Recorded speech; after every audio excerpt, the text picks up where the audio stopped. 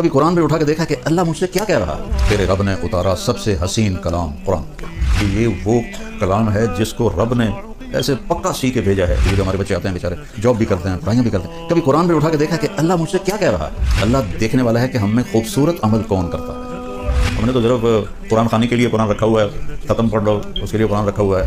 مولوی صاحب بیان کر رہا تھا یوسف علیہ السلام کا قصہ، کہ یوسف علیہ السلام کو ان کے بھائیوں نے کنویں میں ڈالا، تو وہ ہمارے یہاں طرز بھی لگاتے ہیں، جب یوسف علیہ السلام انہوں نے بھائیوں نے کنویں چڑھے تھے، آواز آئی، ابو بھول گیا لتنبئنہم بامرہم ھذا، تو آواز آئی اور یاد کر رہا ہے، اب یاد آیا نہیں تو کہتا ہے لوگ کو مسئلہ سن لو، پھر نہ کہ جب مولوی نے دسیا نہیں، جب یوسف علیہ السلام انہوں نے بھائیوں نے کنویں چڑھ رہے تھے، آواز آئی، اب پھر بھول گیا، پھر کہتا ہے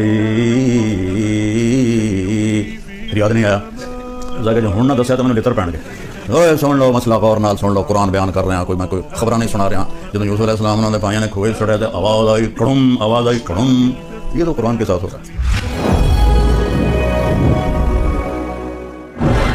تھوڑا سا میں نے آپ کو بتایا کہ کہنے والا کون ہے اور کتاب کون سی ہے۔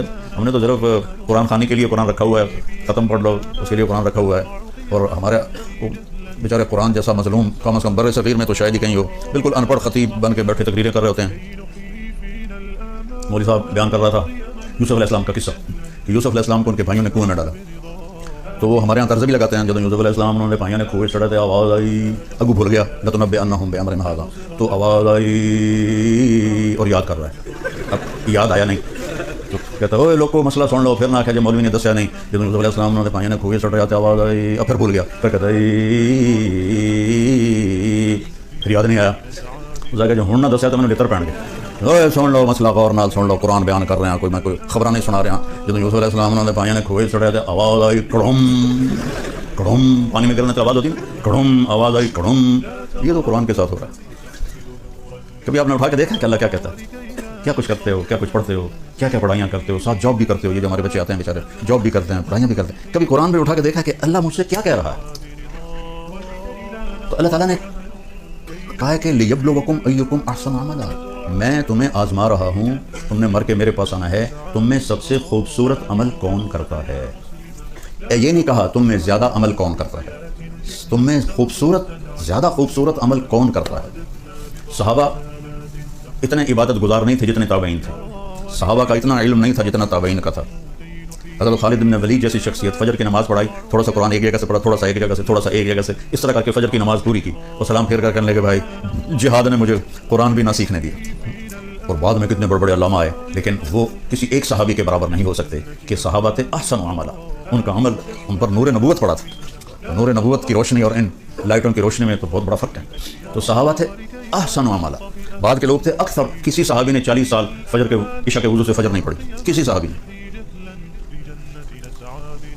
تابعین کتنے ہیں جنہوں نے عشاء کے وضو سے فجر کی نمازیں پڑھی۔ تو اللہ تعالیٰ ہمیں ہمارا پیپر ہو رہا ہے، تو میں خلاصہ کر کے بتا رہا ہوں کہ ہم میں سے زیادہ خوبصورت عمل کون کرتا ہے۔ ایک واقعہ سناتا ہوں۔ تبوک کے موقع پر آپ نے فرمایا چندہ اکٹھا کرو۔ حضرت عثمان رضی اللہ تعالیٰ عنہ نے 10,000 سپاہیوں کا کھانا پینا انتظام کیا اور 300 دینار اوپر دیے۔ تو ہمارے نبی ایسے آپ کے دیناروں کو ایسے کن سے کھیل رہے تھے، وہ فرما رہے تھے ما علی عثمان اللہ یعمل بعد، عثمان آج کے بعد تو کچھ بھی نہ کر، تیری جنت واجب ہو۔ عبد الرحمن بن عوف اپنا سارا مال اٹھا کے لے کر آئے اور پورا مال صدقہ کر دیا۔ ابو بکر سے حضرت عمر رضی اللہ تعالیٰ عنہ کوشش کرتے تھے آگے نکل جاؤں، کہیں تو آگے نکل جاؤں۔ تو اس موقع پر ابو بکر کے گھر میں غربت تھی اور عمر مالدار تھے، کہنے لگے بھائی عمر آج جو تو لے گیا بازی تک لے گیا، پھر تینوں نہیں لبنا ہے موقع۔ انہوں نے کیا کہ اپنے مال کو آدھا کیا اور اٹھا کے مسئلہ سمجھو اتنا بڑا گٹھا اٹھا کے لائے، اتنا بڑا۔ ابو بکر رضی اللہ تعالیٰ عنہ نے چھوٹی سی گٹھڑی اٹھائی ہوئی اور لے کے آئے۔ اب دونوں مال سامنے پڑے ہوئے ہیں، ایک یہ مثال ہے اتنا ہے، ایک اتنا ہے، تو اندھے کو بھی نظر آ رہا ہے ابو بکر تھوڑا لایا ہے اور عمر زیادہ لایا ہے۔ اب اگر سوال میرے نبی یہ کرتے عمر کتنا لائے ہو، ابو بکر کتنا لائے ہو، تو ابو بکر ہار گئے تھے اور عمر جیت گئے تھے، اور اللہ اور رسول کو پتہ ہے کہ اصل قصہ کیا ہے۔ تو آپ نے سوال ہی بدل دیا جو اس موقع کا ہے ہی نہیں، بنتا ہی نہیں۔ عمر پیچھے کیا چھوڑ کے آئے؟ اور کوئی میں مدارس اللہ میرے ذریعے سے چلوا رہا ہے، کوئی ہمیں آ کے چندہ دیتا ہے تو ہم پوچھتے ہیں جی کتنے ہیں؟ یہ پوچھ سکتے ہیں کہ پیچھے اور بینک میں کتنے ہیں؟ اگر یہ پوچھ لیا پیچھے اور کتنے نہ کہ ویڈیو میں 2 نمبر ہی کام لگ گیا تو اس میں نے فراڈی لگ دو۔ تو آپ دیکھو میرے نبی نے کیا مال کیا، عمر پیچھے کیا چھوڑا ہے۔ حضرت عمر جو پہلے ایسے کھڑے تو نالی ہو گئے، تو ان کو پتہ لگ گیا میں ہار گیا، کہنے لگے جی آدھا چھوڑ کے آیا ہوں، آدھا لے کے آیا ہوں۔ ابو بکر تم کیا پیچھے چھوڑ کے آئے ہو؟ کہا جی ترکت اللہ و رسولہ، میں تو اللہ اس کے رسول کو چھوڑ کے آیا ہوں، باقی سارا لے کے آ گیا ہوں۔ تو عمر کہنے لگے ابو بکر میں تجھ سے آگے نہیں نکل سکتا۔ یہ بات میری واضح ہوگی کہ اللہ دیکھنے والا ہے کہ ہم میں خوبصورت عمل کون کرتا ہے۔ کثرت بھی مطلوب ہے، لیکن اصل جو وزن پڑنے والا ہے وہ خوبصورتی کا ہے۔ قرآن میں 25 دفعہ احسن کا لفظ آیا ہے، اور خوبصورتی کے لیے ایک لفظ ہے حسن، خوبصورت، ایک ہے حسین، بہت خوبصورت، ایک ہے احسن، سب سے زیادہ خوبصورت۔ تو احسن کا لفظ قرآن میں 25 دفعہ آیا ہے، اور ایک آیت میں نے پڑھی تھی لقد کان لکم فی رسول اللہ اسوۃ حسنہ۔ آپ یہاں اچھی لائف کے لیے آئے ہیں، اتنا نہیں پتا بھی بھانڈے بھی آپ کے دھونے پڑیں۔ لائف خوبصورت ہو، وہ کپڑے، گاڑی، پیسے کے ساتھ اس کا کوئی تعلق نہیں، کیونکہ زندگی اندر ہے، باہر نہیں ہے۔ یہاں اندر جب اندھیرا ہوگا تو باہر روشنی نہیں ہوگی۔ 100 بار چمن مہکا، 100 بار بہار آئی، دنیا کی وہی رونق، دل کی وہی تنہائی۔ زندگی اندر ہے۔ تو میرے نبی نے فرمایا اگر اپنی زندگی خوبصورت بنانا چاہتے ہو تو مالدار ہونا شرط نہیں، سید قریشی ہونا شرط نہیں، انگلینڈ امریکہ میں رہنا شرط نہیں، غریب ہونا شرط نہیں، بادشاہ ہونا شرط نہیں ہے۔ میرے محبوب کی زندگی تمہارے لیے خوبصورت ترین نمونہ ہے۔ اس کے لیے حسن کا لفظ نہیں آیا، حسنہ کا لفظ آیا۔ سبحان اللہ، قرآن بھی کیا شے میرے رب نے اتاری۔ کسی کے چہرے پر تل ہو یہاں وہ کتنا خوبصورت ہو جاتا ہے۔ ہماری فیملی میں ایک بچی تھی، اس کے چہرے پر تل تھا، تو اس کی خالہ کی بیٹی تھی، اس کے چہرے پر نہیں تھا، کہتی پتر میری بیٹی دی گال دینا، اپنے گال میں لا دے، شاید تو بھی تل آ جائے۔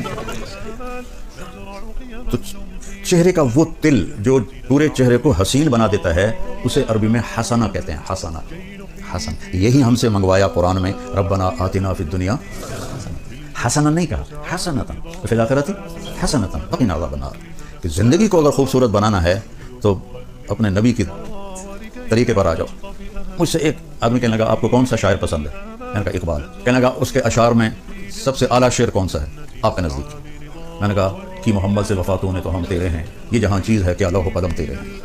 تو حسنہ، اگر لائف اتنی خوبصورت بنانا چاہتے ہو کہ لوگ بھی دیکھ کر ان کو مزہ، یار کیا خوبصورت لائف ہے، تو میرے نبی کی غلامی میں آؤ، میرے نبی کے طریقے پر آؤ، تو تم چہرے کا تل بن جاؤ گے لوگوں میں، ایسے حسین پرکشش بن جاؤ گے۔ اللہ اپنے بارے میں کہتا ہے فتبارک اللہ احسن الخالقین۔ چند مثالیں دے دیتا ہوں۔ لفظ احسن، سب سے اعلیٰ حسین خالق ہے اللہ۔ ومن احسن من اللہ حکما لقوم یؤمنون، سب سے خوبصورت فیصلہ کرنے والا ہے اللہ۔ اللہ اپنے بارے میں کہہ رہا ہے صبغۃ اللہ، ومن احسن من اللہ صبغہ، تیرے رب کا رنگ، اس سے حسین رنگ اور کس کا ہو سکتا ہے؟ محمد مصطفیٰ صلی اللہ علیہ وسلم کی طرف اشارہ ہے۔ اللہ احسن، اللہ نے اپنے نبی کو کہا احسن، پھر کہا اللہ نزل احسن الحدیث، تیرے رب نے اتارا سب سے حسین کلام قرآن، سب سے حسین کلام قرآن۔ یہ بہت خوبصورت۔ حضرت عثمان رضی اللہ عنہ فرمایا کرتے تھے کہ لوگوں کو قرآن کا پتہ چل جائے تو زندگی بھر قرآن سے آنکھیں نہ ہٹائیں، نظریں نہ ہٹائیں۔ تو ہمارا تو ہم ویسے ہی اجمی ہیں، ہم اجمی تو اجمی ہیں۔ اب عرب کے بدوؤں کا حال یہ ہے، ابن جوزی نے لکھا ہے کہ وہ امام صاحب نماز، یہ صحیح واقعہ ہے، ایسا لطیفہ نہیں، امام نماز پڑھا رہا تھا تو انہوں نے سورہ نوح شروع کی، انا ارسلنا نوحا الی قومہ، تو آگے بھول گئے، تو پھر انہوں نے دوبارہ دہرایا انا ارسلنا نوحا الی قومہ، کسی نے لقمہ بھی نہیں دیا، وہ پھر بھول گئے، پھر تیسری دفعہ پڑھا انا انزلنا نوحا الی قومہ، پیچھے ایک بدو عرب کھڑا تھا، کہنے لگا جو نوح نہیں جانتا تھا کسی اور نو گھل دے۔ یہ صحیح واقعہ ہے، لطیفہ نہیں ہے۔ ان لم یذهب نوح فارسل غیرہ، تو عربوں نے یہ حال کیا ہوا ہے، تو ہمارا کیا حال ہوگا؟